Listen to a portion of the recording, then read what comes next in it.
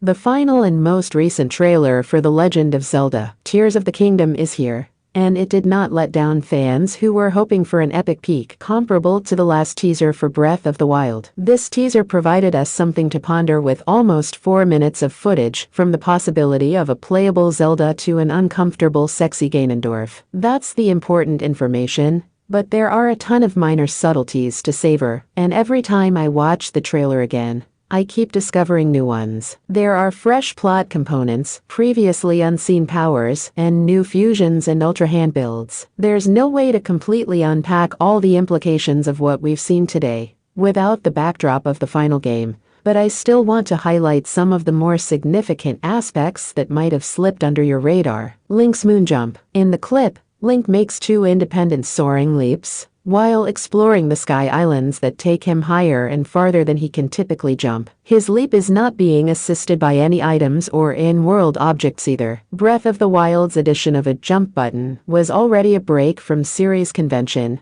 and it appears that Link's ups are becoming more potent in Tears of the Kingdom. I'm hoping for some long-lasting improvements to jumping ability, even though it might just be a transitory capacity exclusive to select sky islands. Wild new shield fusions. In Tears of the Kingdom, there are undoubtedly still a billion different ways to use the fuse ability, and today's video demonstrated 2 of the craziest ones. The oddest combination of offense and defense I've ever seen is when Link employs a sword with a shield fuse to it to parry an assault in one of the shots. Later, Link goes so far as to attach a rocket to his shield and launch himself into the air, emulating the Rivali's Gale ability from Breath of the Wild. These weapon fusions obviously have many use outside of warfare. The underground. Tears of the Kingdom will have some enormous underground sections to explore, and the film truly shows them well. This was hinted at in earlier previews. It appears as though the size and grandeur of that enormous, temple-like building with the dripping magma